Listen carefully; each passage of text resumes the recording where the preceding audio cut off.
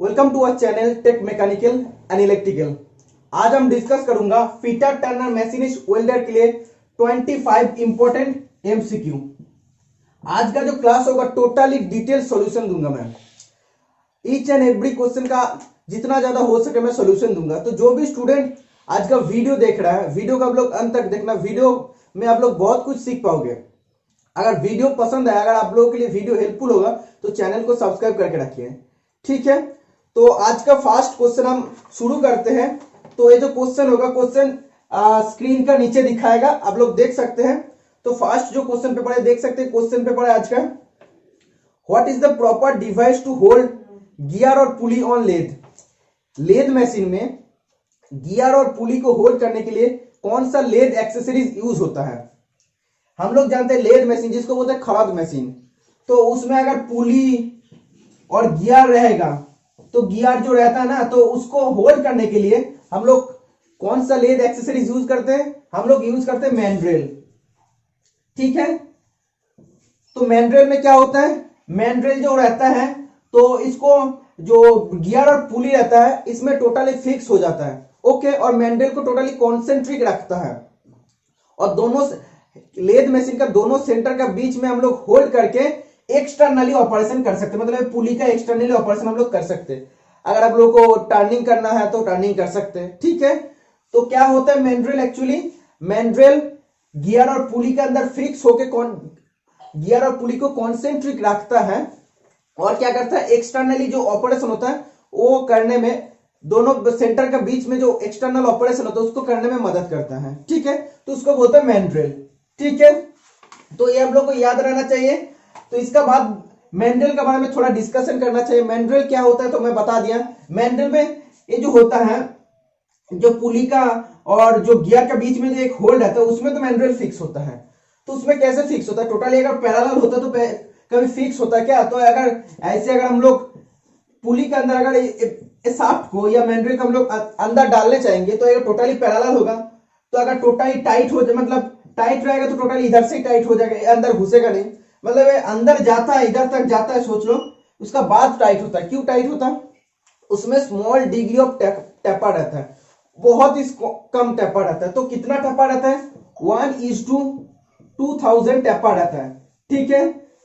1:2000। इसका मीनिंग क्या है, ज्यादातर स्टूडेंट का अगर जनरली हम मीनिंग पूछेंगे तो बता नहीं पाएगा। इसको बोलते हैं टेपर रेशियो, ठीक है। टेपर रेशियो, टेपर रेशियो को हम लोग क्या बोल सकते हैं, कॉनिसिटी बोल सकते हैं, CONICITY, जिसको हम लोग K से डिनोट करते हैं, ठीक है। तो तीनों क्वेश्चन आ सकता है। इसको क्या बोलते हैं, कॉनिसिटी, इसको क्या बोलते हैं टेपर रेशियो, इसको क्या कौन सा सिंबल से हम लोग डिनोट करते हैं, K सिंबल से हम लोग डिनोट करते हैं, ठीक है। तो कॉनिसिटी का फॉर्मूला क्या होता है, K इज इक्वल टू होता है capital D minus small d बटा स्मॉल l, ठीक है। तो कैपिटल D मतलब क्या, बिग डायमीटर, स्मॉल d मतलब होता है स्मॉल डायमीटर, और लेंथ मतलब होता है लेंथ ऑफ टेपर या लेंथ ऑफ द जॉब, इसमें होता है लेंथ ऑफ द जॉब। तो इसको हम लोग बना सकते हैं, कोई भी अगर एक जॉब है, कोई भी जॉब है, तो इसका मतलब क्या, टोटल लेंथ कितना है, टोटल लेंथ आप देख सकते हैं एल है, एल इज इक्वल टू कितना 2000। लेंथ ऑफ टेपर कितना है, टोटल लेंथ ऑफ, आप लोग ये भी बोल सकते हैं, टोटल लेंथ भी बोल सकते हैं या आप लोग बोल सकते हैं लेंथ ऑफ टेपर भी बोल सकते हैं, क्योंकि दोनों इसमें सेम होता है, ठीक है। बिग डायमीटर क्या दिया है, बिग डायमीटर सोच लो 20 है और स्मॉल डायमीटर कितना होगा 19, ठीक है। तो अब लोग जस्ट ये मान के चलिए, हम क्या बोला पहले, मैंड्रेल में बहुत कम टेपर रहता है। अगर 2000 इसको मिलीमीटर हम बोलते हैं, मिलीमीटर अगर किसी का लेंथ होता है और उसका डायमीटर अगर 2000 मिलीमीटर क्या 200 सेंटीमीटर, बहुत लंबा हो जाएगा 200 सेंटीमीटर, ठीक है। उसमें अगर बिग डायमीटर 20 होगा और स्मॉल डायमीटर 19 होगा, तो इतना लंबा लेंथ में कितना टेपर होता है, बहुत कम टेपर होता है ना। मतलब 200 सेंटीमीटर सोच लो, इधर से इतना 200 सेंटीमीटर है, ठीक है। इधर 20 है और इधर 90 है, मतलब समझ में ही नहीं आएगा, इतना छोटा सा टेपर है, क्योंकि लेंथ इसका बड़ा है। तो इसको बोलता है टेपर रेशियो। तो आप लोग देख सकते हैं 20 माइनस 19 बटा 2000, तो क्या हो जाएगा 1 बटा 2000 आ रहा है ना टेपर रेशियो। तो यही होता है, इसलिए मैं पहले बोला इसमें स्मॉल डिग्री ऑफ टेपर रहता है, ठीक है।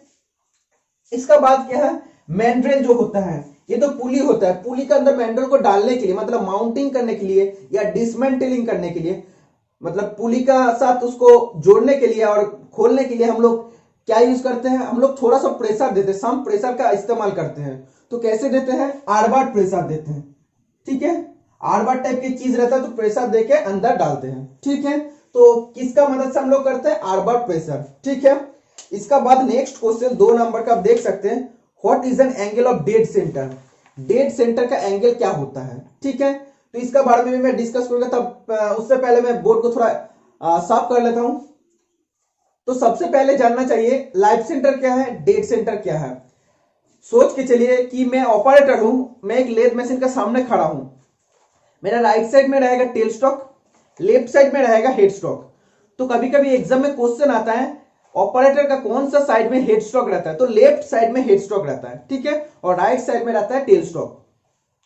तो एक चीज आप लोगों को जानना चाहिए, हेड स्टॉक में जो स्पिंडल रहता है उसमें कौन सा सेंटर लगता है, लाइफ सेंटर लगता है। तो इसको लाइफ सेंटर क्यों बोलता है, इसको लाइफ सेंटर बोलता है क्यों, जब भी हम लोग जो मोटर से पावर को ड्रिवन देते हैं मतलब ड्राइव करते हैं, तो उसका बाद स्पिंडल घूमता है, हेडस्टॉक का स्पिंडल घूमता है, तो उसमें रहता है मोस्ट टेपर, आप लोग जानते हैं सेल्फ होल्डिंग टेपर जिसको बोलते हैं, स्पिंडल नोज में मोस्ट टेपर रहता है। तो लाइफ सेंटर को स्पिंडल का अंदर हम लोग डालते हैं, तो क्या होता है, स्पिंडल भी घूमता है और लाइफ सेंटर भी घूमता है, ठीक है। तो दोनों घूमता है मतलब वो एक्टिव है, इसीलिए इसको लाइव होता है, मतलब जिंदा है, वो घूम रहा है, ठीक है। और जो टेल स्टॉक साइड होता है उसमें क्या होता है, तो आप लोग को ये जानना चाहिए जो टेल स्टॉक होता है, टेल स्टॉक में क्या होता है, कोई भी पावर ट्रांसमिट नहीं होता, इसीलिए उसका जो टेल स्टॉक का बैरल रहता है, बैरल में भी मोस्ट टेपर रहता है, तो हम लोग उसका अंदर सेंटर को फिक्स करते हैं, तो टेपर का वजह से फिक्स हो जाता है, लेकिन उसमें कोई भी पावर ट्रांसमिट नहीं होता, इसीलिए वो जो सेंटर रहता है टोटली स्थिर रहता है, वो घूमता नहीं है, ठीक है। इसीलिए उसको बोलते हैं डेड सेंटर, मतलब एक वो डीएक्टिवेट अवस्था में रहता है, इसीलिए उसको बोलता है डेड सेंटर। और लाइफ सेंटर वो हर टाइम घूमते रहता है स्पिंडल का साथ, इसीलिए उसको लाइफ सेंटर बोलता है, ठीक है। तो लाइफ सेंटर और डेड सेंटर में जो एंगल रहता है उसका जो दोनों के एंगल होता है 60 डिग्री होता है, ठीक है। लाइफ सेंटर के भी एंगल होते हैं 60 डिग्री, डेड सेंटर के भी एंगल होते हैं 60 डिग्री, ठीक है। तो ये आप लोग को याद रहना चाहिए। कभी कभी क्वेश्चन आता है सेल्फ टेपर किसको बोलते हैं, तो मोस्ट टेपर को बोलता है, इसमें कितना डिग्री टेपर रहता है, 3 डिग्री टेपर रहता है। ड्रिलिंग पर्पस के लिए हम लोग कौन सा मतलब कितना रेंज यूज करते हैं, MT1 से MT5, ठीक है। और एक क्वेश्चन आता है, मोस्ट इंपॉर्टेंट क्वेश्चन होता है और बहुत सारा स्टूडेंट गलती करता है, बोलते हैं टेल स्टॉक बैरल में जो ग्रेजुएशन होता है वो किस यूनिट में ग्रेजुएशन होता है, mm, मिलीमीटर या टेपर पर फुट या टेपर पर इंच। तो राइट आंसर हो जाएगा मिलीमीटर, ठीक है। तो टेपर पर फुट बहुत जगह में बोल सकते हैं, लेकिन millimetre is the right answer हो जाएगा, ओके। इसलिए इसका राइट आंसर हो जाएगा ऑप्शन नंबर बी 60 डिग्री। ये 68 डिग्री नहीं होगा, 60 डिग्री होगा, ठीक है। तो इसमें टाइपिंग मिस्टेक हुआ है। इसका बाद आप देख सकते हैं which type of thread lead screw of lathe has, lathe machine में जो लीड स्क्रू होता है, लीड स्क्रू जो होता है उसमें कौन सा टाइप ऑफ थ्रेड रहता है, उसमें रहता है एक्मी थ्रेड, ठीक है, एक्मी थ्रेड रहता है। तो ये क्या करता है, एक्मी थ्रेड का एंगल सबसे पहले जानना चाहिए 29 डिग्री होता है। ईच एंड एवरी एग्जाम में पूछता है एंगल कितना होता है, 29 डिग्री होता है। और क्या होता है, इसमें जो थ्रेड रहते हैं एक्मी थ्रेड होते हैं। एक्मी थ्रेड कौन सा थ्रेड का अंदर आता है, ट्रेपीजोडियल थ्रेड का अंदर आता है। ट्रेपीजोडियल थ्रेड क्या करता है, easy engagement and disengagement while power transmission. जब पावर ट्रांसमिशन होता है तब उसका टाइम इजी एंगेज कर सकते हैं और डिसएंगेज कर सकते हैं ट्रेपीजोडियल थ्रेड में। और ट्रेपीजोडियल थ्रेड होता है स्क्वायर थ्रेड का एक मॉडिफाइड फॉर्म, ठीक है। तो आप लोग को याद रहना चाहिए, बहुत इंपॉर्टेंट क्वेश्चन। और हम लोग को याद रहना चाहिए कि लीड स्क्रू को हम लोग कब यूज करते हैं, थ्रेड कटिंग पर्पस के लिए हम लोग यूज करते हैं, ठीक है। जब भी हम लोग को थ्रेड कटना होता है तब हम लोग लीड स्क्रू यूज करते हैं। तो लीड स्क्रू को हम लोग एंगेज कैसे करते हैं, हाफ नट का मदद से। हाफ नट का मतलब एक हाफ जैसा नाट रहेगा, ठीक है, ऐसा हाफ नाट रहेगा। तो हाफ नट का मदद से हम लोग लीड स्क्रू को एंगेज करते हैं, ओके। तो और एक क्वेश्चन आता है थ्रेड कटिंग से कि सबसे मतलब लेथ मशीन में कौन सा ऑपरेशन होता है जिसमें सबसे कम टाइम लगता है, वो होता है थ्रेड कटिंग ऑपरेशन, ठीक है। थ्रेड कटिंग में सबसे कम टाइम लगता है, ओके। अब लोग को याद रहना चाहिए थ्रेड काटते रहे टूल को एग्जैक्ट मतलब ये जो जॉब रहता है उसका साथ टोटली परपेंडिकुलर फिक्स करने के लिए हम लोग क्या यूज करते हैं, हम लोग यूज करते हैं सेंटर गेज यूज करते हैं। ठीक है। सेंटर गेज यूज करते जनरली 60 डिग्री होता है, मेट्रिक में 55 डिग्री होता है ब्रिटिश में। ओके, और एक क्वेश्चन आता है एक्मी थ्रेड का, most important question, acme thread को हम लोग कैसे लिखते हैं? एक्मी थ्रेड को हम लोग लिखते हैं TR60/9। एक्मी थ्रेड को जब भी बोलेगा कैसे हम लोग इंडिकेट करते तब हो जाता TR60/9। तो इसका मीनिंग पूछेगा इसरो में, कोई भी एग्जाम में भी पूछ सकता है। तो इस टाइप का क्वेश्चन होता है एग्जाम के लिए अनकॉमन क्वेश्चन। टीआर मतलब होता है ट्रेपीजोडियल थ्रेड का अंदर आता है, ठीक है, ट्रेपीजोडियल थ्रेड। 60 होता है नॉमिनल डायमीटर और 9 होता है पिच ऑफ थ्रेड, ठीक है। कोई भी डाउट नहीं रहना चाहिए। Next question, what is the second name of centre drill? Centre drill का सेकेंड नेम क्या होता है? सेंटर ड्रिल का सेकेंड नेम होता है, हम लोग जानते हैं, कॉम्बिनेशन ड्रिल, ठीक है, कॉम्बिनेशन ड्रिल बोलता है। और एक होता है ऑप्शन के हिसाब से continuation drill bit, continuation drill bit भी बोलता है, ठीक है। तो दोनों आप लोगों को याद रहना चाहिए। कॉम्बिनेशन ड्रिल बिट क्यों बोलता है? क्योंकि हम लोग जानते हैं सेंटर ड्रिल जब भी करते हैं, सेंटर ड्रिल हम लोग कब करते हैं? कोई भी एक जॉब है, लेद में अगर सोच लो, पहले चक का मदद से हम लोग जॉब को होल्ड किया था, उसका बाद इसका जो फेसिंग हो गया, फेसिंग होने का बाद क्या हो जाएगा, इस साइड फेसिंग होगा, उसके बाद फिर रिवर्स करके लगाएंगे तो इस साइड पे इधर लेके आएंगे, इस साइड पे भी फेसिंग करेंगे, फेसिंग हो जाएगा। तब क्या करना चाहिए, दोनों सेंटर लगा देते हैं। हेड स्टॉक में लाइव सेंटर, डेड स्टॉक में लगाते हैं हम लोग जो टेल स्टॉक में लगाते हैं हम लोग डेड सेंटर। उसका बीच में जॉब को होल्ड करने के लिए हम लोग को क्या करना पड़ेगा, जॉब तो ऐसे फेसिंग वाला जॉब तो होल्ड नहीं होगा ना, तो उसका बीच में इसका जो फ्रंट पोर्शन है अंदर तो डालना पड़ेगा ना। तो उसको डालने के लिए क्या करना पड़ेगा, एक ड्रिल होल बनाना पड़ेगा, होल बनाना पड़ेगा।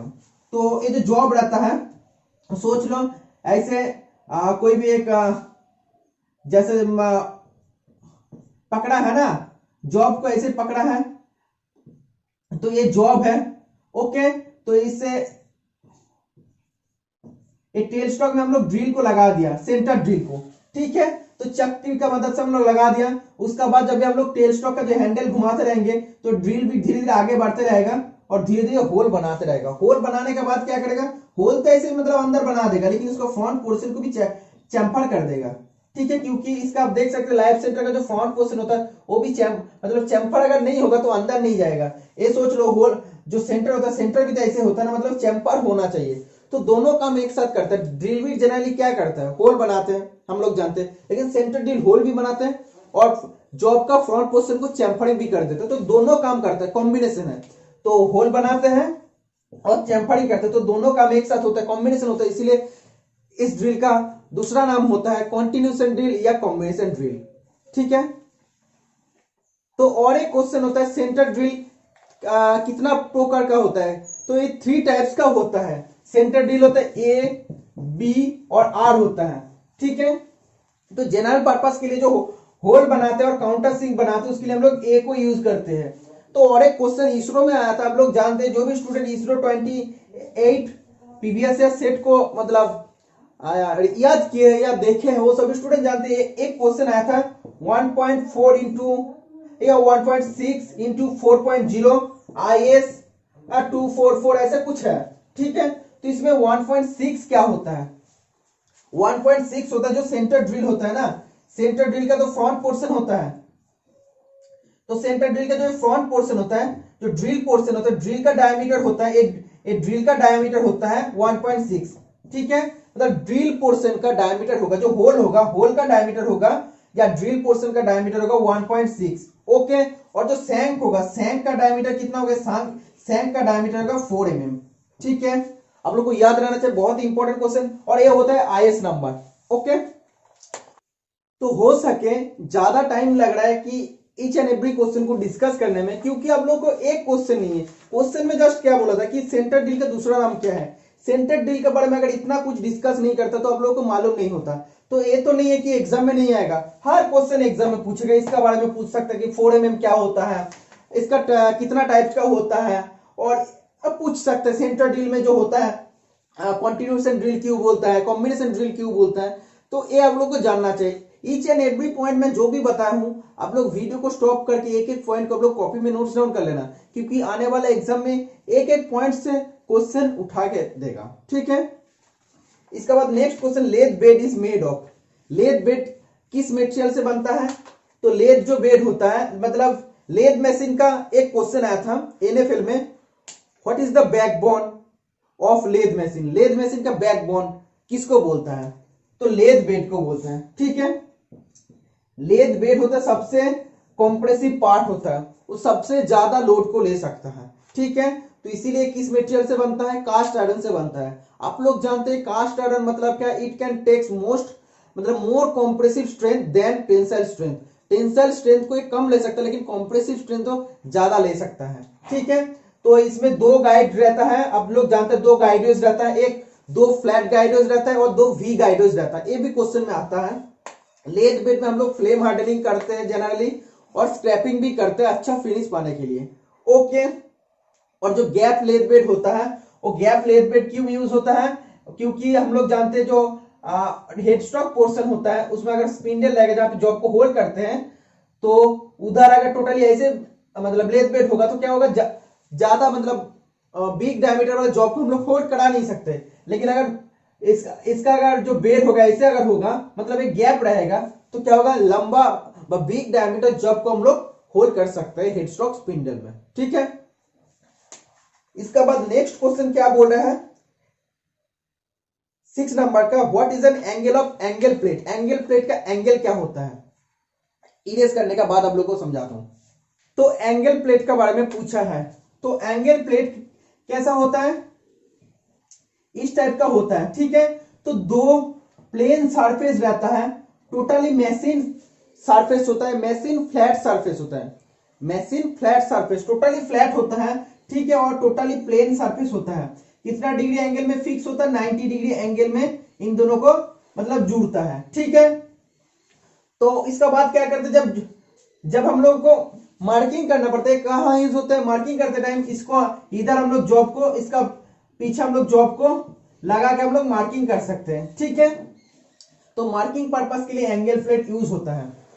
और एक होता है कि क्वेश्चन आता है एंगल प्लेट किस मटेरियल से बनता है? एंगल प्लेट बनता है क्लोजली ग्रेन्ड कास्ट आयरन या स्टील से बनता है, ठीक है। तो आप लोगों को याद रहना चाहिए क्लोजली ग्रेन्ड कास्ट आयरन या स्टील से बनता है।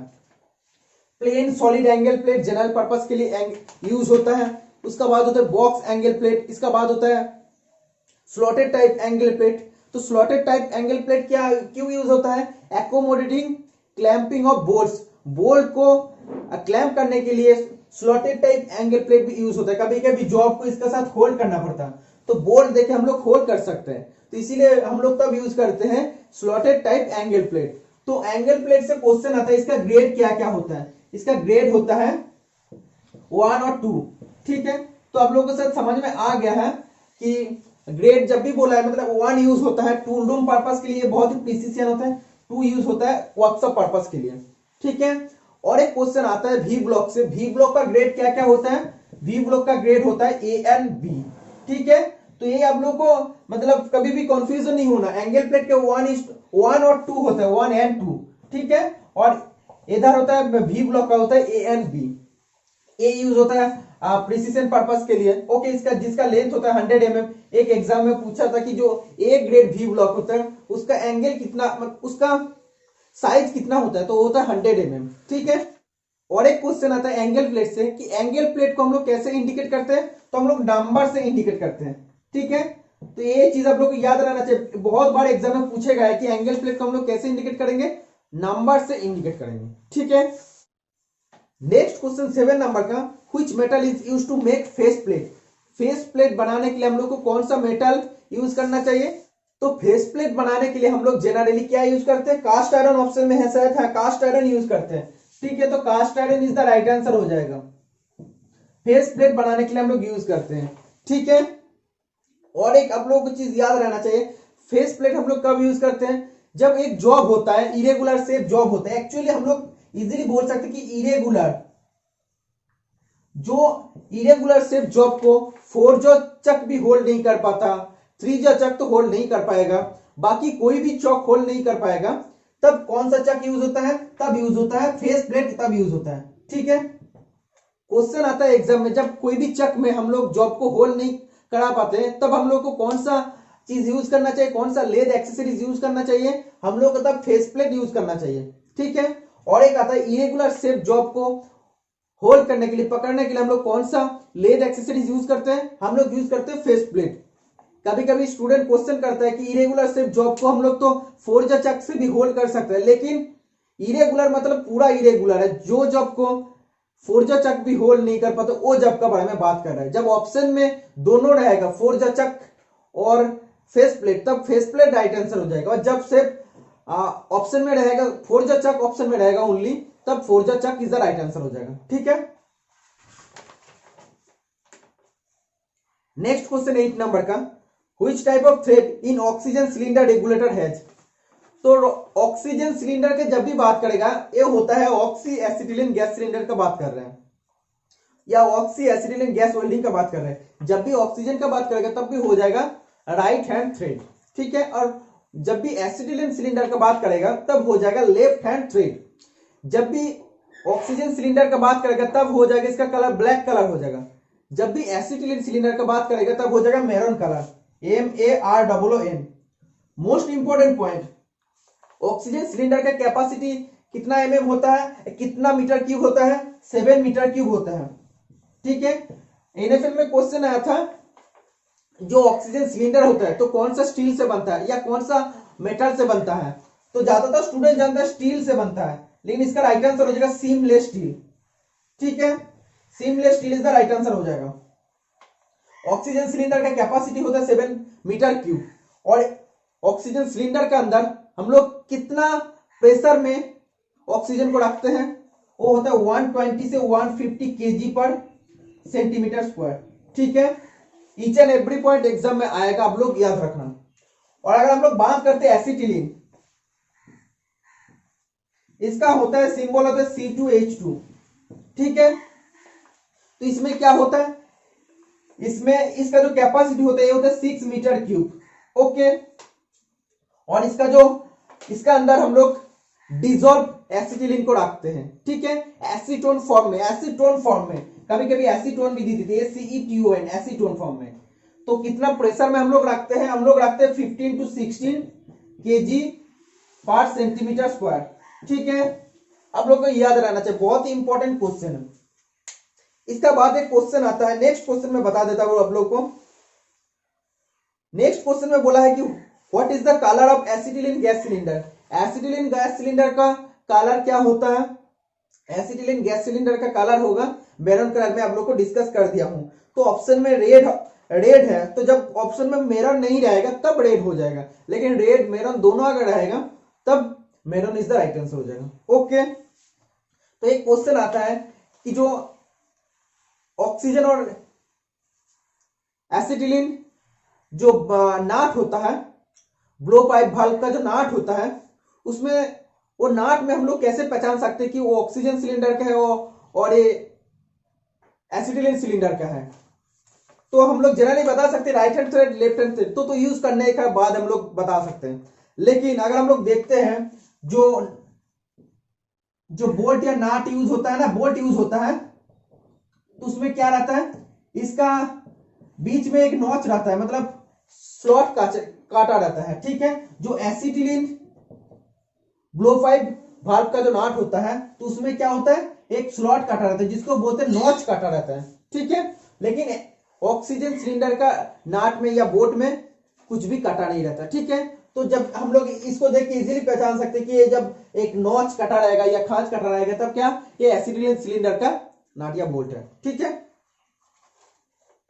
इसका बाद नेक्स्ट क्वेश्चन बोला है converting of metal into sheet, this property is called. मतलब कोई भी एक मेटल को अगर हम लोग शीट बनाने जाएंगे, शीट मेटल में बनाने जाएंगे, मतलब क्या होता है, कोई भी एक मेटल को उसका साइज और शेप को परिवर्तन करके हैमरिंग और रोलिंग का द्वारा साइज और शेप को परिवर्तन करके परमानेंटली डिस्टोर्शन मतलब डिफॉर्मेशन अगर करेंगे शीट मेटल में, तो उसको क्या बोलता है, उसको बोलता है, उस जो प्रॉपर्टी होता है उसको बोलते हैं मैलेबिलिटी प्रॉपर्टी, मैलेबिलिटी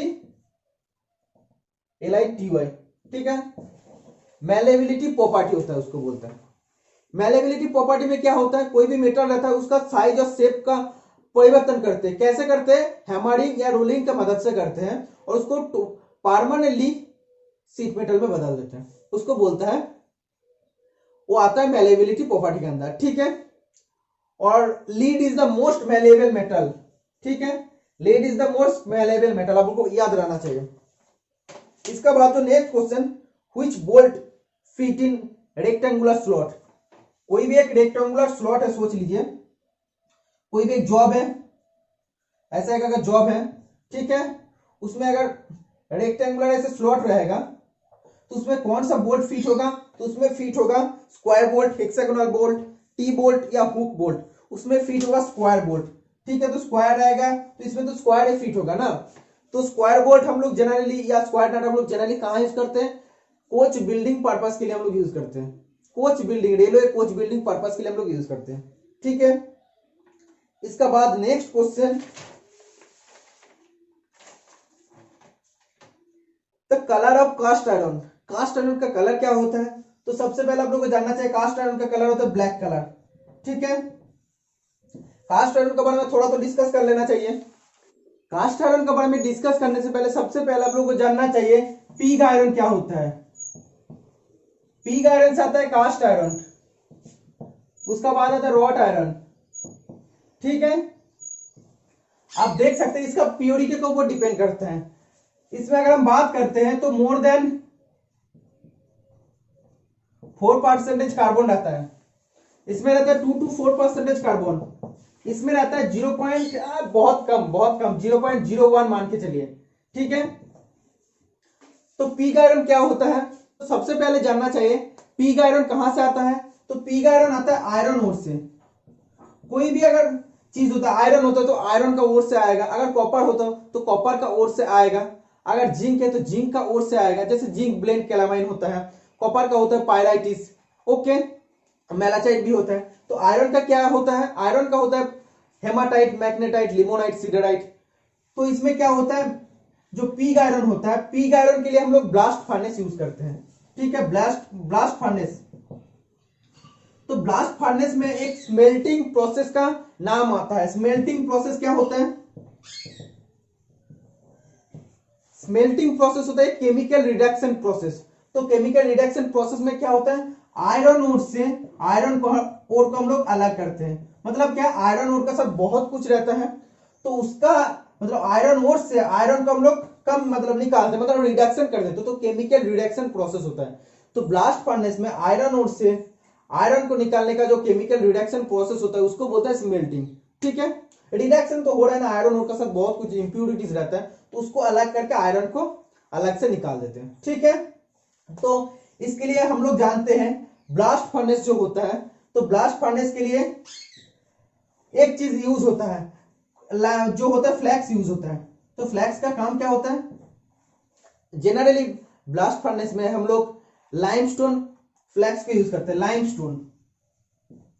ठीक है, तो लाइमस्टोन फ्लैक्स का क्या काम होता है, जब भी ब्लास्ट फर्नेस का अंदर हम लोग आयरन ओर को डालते हैं उसका बाद हम लोग फ्लैक्स को दे देते हैं। तो फ्लैक्स क्या करते हैं, आयरन ओर का जो मेल्टिंग पॉइंट होता है, एक तो मेल्टिंग पॉइंट होता है ना, तो उसका मेल्टिंग पॉइंट को कम कर देते हैं फ्लैक्स। ठीक है, मतलब लाइमस्टोन उसका मेल्टिंग पॉइंट को कम कर देते हैं। और क्या करते हैं, इसका आयरन ओर का जो इंप्यूरिटीज रहता है या स्लैग रहता है उसका साथ केमिकल रिएक्शन करके, जो इसका आयरन ओर का साथ जो अलग है, मतलब आयरन छोड़ के जो बाकी जो पार्ट्स रहता है, इंप्यूरिटीज रहता है उसका, या नॉन मेटेलिक पार्ट्स रहता है, जो आयरन नहीं है, आयरन तो मेटल के अंदर आ रहा है, तो जो नॉन मेटेलिक पार्ट्स होता है उसका साथ लाइमस्टोन रिएक्शन करके क्या बनाते हैं, स्लैग बनाते हैं।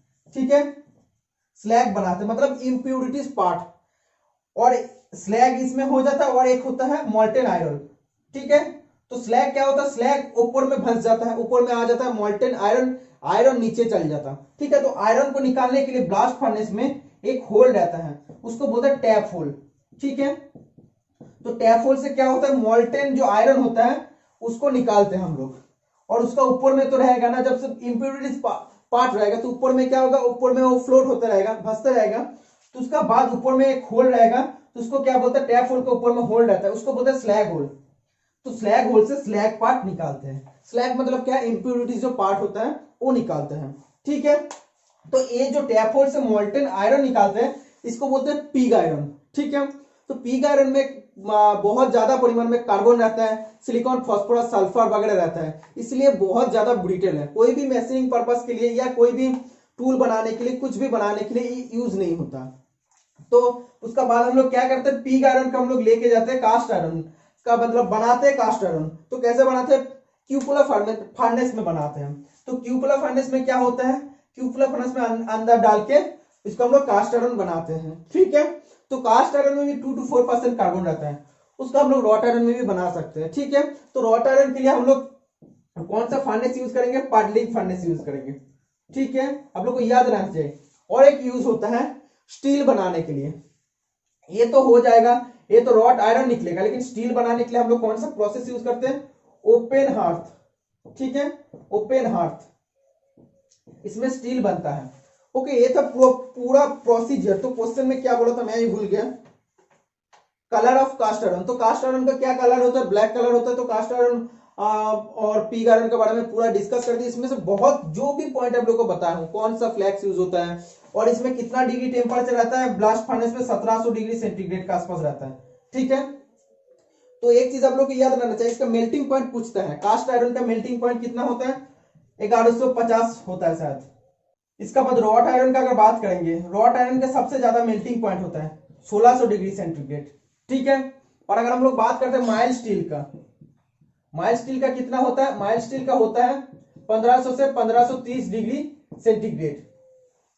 कास्ट आयरन का होता है 1150, रॉट आयरन का 1600 डिग्री और माइल्ड स्टील का होता है 1500 से 1530 डिग्री सेंटीग्रेड।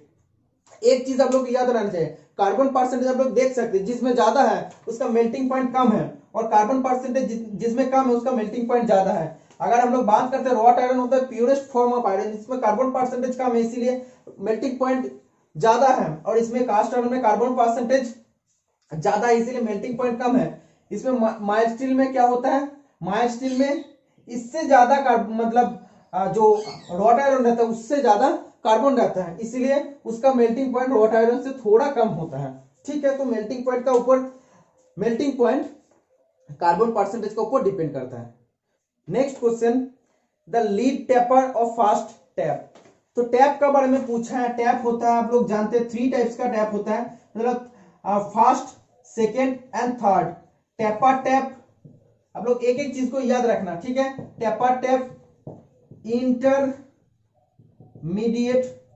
टैप, और इसका कितना होता है, ये होता है बॉटमिंग टैप, बॉटमिंग टैप या फ्लैग टैप। ठीक है, तो टैप क्या होता है, इंटरनल थ्रेड काटने के लिए हम लोग यूज करते हैं, इंटरनल वी थ्रेड काटता है और ये बनता है एचएसएस से बनता है। ठीक है, इसका फ्रंट पोर्शन थोड़ा सा चैम्फर होता है, क्योंकि ये जो होल रहता है उसके अंदर जाने के लिए सबसे पहले उसका फ्रंट पोर्शन को जाना पड़ेगा। ठीक है, तो टेपर टैप में कितना डिग्री जो चैम्फर होता है आप देख सकते हैं, तो ये एंगल होता है 4 डिग्री, इसका बाद होता है 10 डिग्री और थर्ड टैप में होता है 20 डिग्री। ठीक है, तो ये तीनों चीज आप लोग को याद रहना चाहिए। टैप को होल्ड करने के लिए हम लोग टैप रेंज यूज करते हैं। Next question, bonding material and abrasive are added together to make a wheel which bond makes a wheel in high speed. मतलब हम लोग जानते हैं बॉन्डिंग मटेरियल और एब्रेसिव मिला के हम लोग ग्राइंडिंग व्हील बनाते हैं। तो कौन सा एक बॉन्ड है जो यूज होता है हाई स्पीड के लिए, तो हाई स्पीड के लिए हम लोग जानते हैं रेजोनाइट बॉन्ड यूज होता है।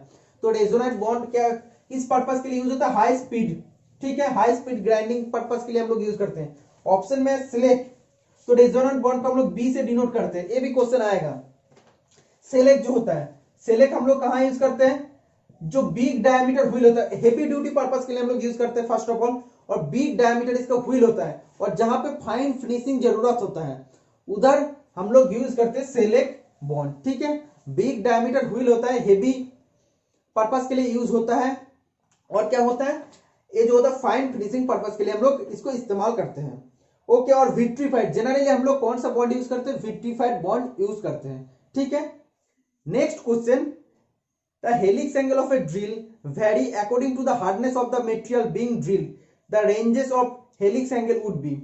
मतलब ड्रिल का जो हेलिक्स एंगल होता है वो किसका ऊपर डिपेंड करता है, जो मेटल को हम लोग काटने जा रहे हैं जिस मेटल के ऊपर हम लोग होल बनाने जा रहे हैं उसके ऊपर, उसका हार्डनेस के ऊपर डिपेंड करता है। ठीक है, तो जनरल पर्पस के लिए जो हेलिक्स एंगल का रेंज होता है, तो हेलिक्स एंगल का रेंज होता है 10 to 40 डिग्री। ठीक है, तो ऑप्शन में आप देख सकते हैं C number is the right answer. तो इसमें क्या होता है, आप जानते हैं हेलिक्स एंगल 3 टाइप्स का होता है, H, N एंड S। ये होता है हार्ड एंड टेनासियस मटेरियल के लिए। ठीक है, ये होता है नॉर्मल या जनरली जो मेटल होते हैं माइल्ड स्टील के लिए या लो कार्बन स्टील के लिए। ठीक है, और ये होता है सॉफ्ट एंड टफ मटेरियल के लिए। जो भी सॉफ्ट होता है वो टफ होता है, आप लोग को याद रहना चाहिए। ठीक है, तो HNS होता है, तो H में क्या होता है, H में आप लोग जानते हैं इसका जो हेलिक्स एंगल होता है 10 to 13 डिग्री होता है। ठीक है, तो हार्ड में सबसे कम हेलिक्स एंगल होता है, नॉर्मल में क्या करते हैं हम लोग 18 से 30 यूज करते हैं। ठीक है, और इसमें क्या होता है थर्ड में 30 से 40 होता है। ठीक है, तो तीनों रेंज हम लोग को मालूम आ रहा है ना, तो 10 से टोटल 40 हो रहा है ना हेलिक्स एंगल का रेंज, आप लोग को याद रहना चाहिए। तो हेलिक्स एंगल जनरल पर्पस के लिए हम लोग क्या यूज करते हैं 27.5 डिग्री। तो मैं आप लोग को पहले ही बता दिया, तो नॉर्मल माइल्ड स्टील के लिए क्या होता है 18 to 30 डिग्री का बीच में होता है, तो ये होता है 27.5 डिग्री होता है।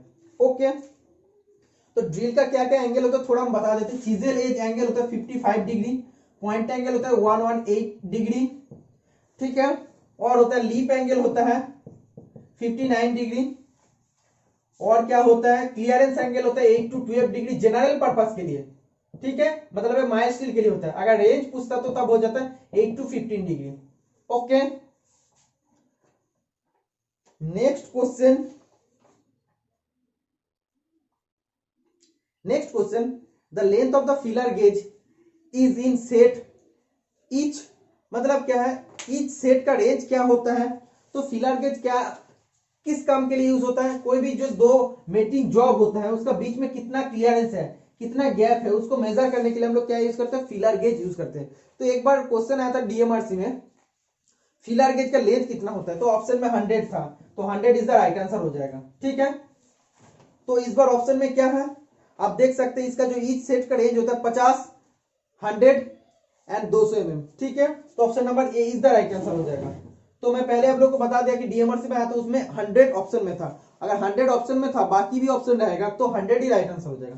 ठीक है, next question, a non ferrous metal which has property of brittleness, that is एक नॉन फेरस मेटल होता है जिसका प्रॉपर्टी होता है ब्रिटलनेस, मतलब भंगुरता, तो हार्डनेस जिसमें रहता है उसमें ब्रिटलनेस होता है, मतलब ये मेटल ज्यादा हार्ड है, तो इसका राइट आंसर हो जाएगा जिंक।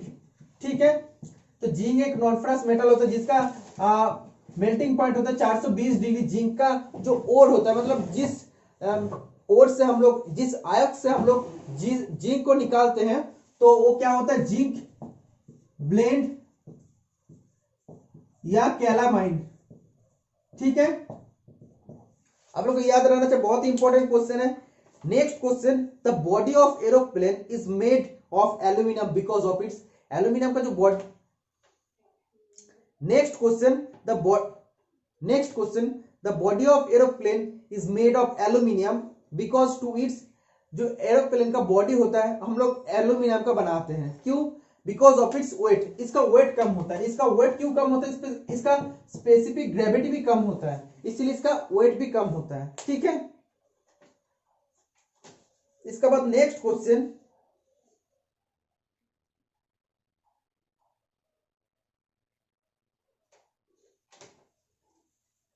इसके बाद next and most and heavy important question and last question, the word micrometer 19, word micrometer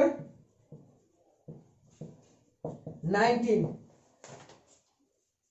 invented in the country of, ये जो वर्ड है माइक्रोमीटर 19 कौन सा कंट्री में पहला इन्वर्ट हुआ था, मतलब पहला आविष्कार हुआ था, तो पहला आया था ग्रीक में। ठीक है, तो ये ऑप्शन आप लोग को जानना चाहिए, माइक्रोमीटर का बोला है, तो ये बहुत इंपॉर्टेंट क्वेश्चन है, अनकॉमन क्वेश्चन है। ठीक है, तो माइक्रोमीटर का एक क्वेश्चन आया था एनएफएल में, माइक्रोमीटर का जो फ्रेम होता है वो किस मटेरियल से बनता है? जनरली ड्रॉप फोर्स स्टील से बनता है। तो ऑप्शन में था इनवर्स स्टील, तो inverse steel is the right answer हो जाएगा। ठीक है, तो उसका ऑप्शन के हिसाब से inverse steel is the right answer हो जाएगा।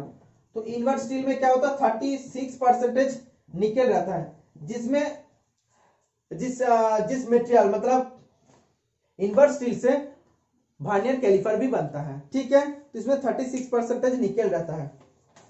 तो ये था आज का टोटल क्लास। शायद 20 क्वेश्चन हो गया है। 20 क्वेश्चन का अगर हम लोग टोटल क्लास का बात करेंगे तो शायद 150 क्वेश्चन का ऊपर हो गया है। तो जो भी क्वेश्चन मैं बताऊं, एनपीसीआईएल, एनएफसी, बार्क, एचडब्ल्यूबी, इसरो, बाकी जो भी एग्जाम है उस सभी एग्जाम के लिए आज का क्लास बहुत ज्यादा हेल्पफुल होगा। ऐसा नहीं है कि आज का कॉमन क्वेश्चन था, सब अनकॉमन भी क्वेश्चन था। आप देख सकते हैं कलर पूछा है, उसके बारे में बहुत कुछ डिस्कस कर दिया हूं कि एक एक चीज को आप लोगों के साथ रिलेट कर दिया हूं। लाइमस्टोन क्या है, फ्लैक्स क्या करता है, सब कुछ मैं डिस्कस कर दिया हूं। आज का वीडियो अगर आप सभी के लिए हेल्पफुल हुआ है और जो भी स्टूडेंट अभी तक वीडियो को देख रहे हैं, हम गारंटी के साथ आप लोगों को बता सकता हूं आप लोगों का फ्यूचर में सक्सेस मिलेगा जरूर, क्योंकि आप लोगों के अंदर पेशेंस है। आप लोग समझ गए कि बहुत ही अच्छा क्लास चल रहा है, इसीलिए आप लोग पूरा वीडियो को देखा है, इसलिए आप सभी के लिए बहुत ज्यादा हेल्पफुल होगा। और हम गारंटी के साथ आप लोगों को बता रहे हैं, जो भी स्टूडेंट मेरा चैनल को रेगुलर फॉलो करेगा, और जैसे कि मैं बुक आप लोग को बता दिया हूं क्या क्या बुक फॉलो करना चाहिए, वैसे अगर आप लोग फॉलो कर सकते हैं तो आप लोगों का नौकरी पक्का है। आप गारंटी के साथ आप लोग को बता सकते हैं विद इन 6 to 7 मंथ और क्लास लूंगा, उसके बाद अगर 10 वैकेंसी निकलेगा तो 7 से 8 लड़का मेरा क्लास से जाएगा। आप लोग गारंटी के साथ लिख लीजिए। सिर्फ आप लोग को ये करना पड़ेगा कि मेरा क्लास का इंतजार में आप लोग को बैठना नहीं है। आप लोगों को भी जो भी मैं बुक बता दिया हूं वैसे पढ़ना है। और नॉन टेक्निकल के लिए भी हम बता दिया कि कौन सा चैनल फॉलो करना है। यूट्यूब से आप लोग फॉलो करिए। ठीक है, दोनों प्रिपरेशन जब इक्वली चलेगा ना तो आप लोगों का प्रिपरेशन बहुत अच्छा हो जाएगा। जब मैं अनकॉमन क्वेश्चन भी प्रोवाइड कराता रहूंगा तब कोई भी एग्जाम के लिए आप लोगों को मतलब क्रैक करने का कोई प्रॉब्लम नहीं होगा।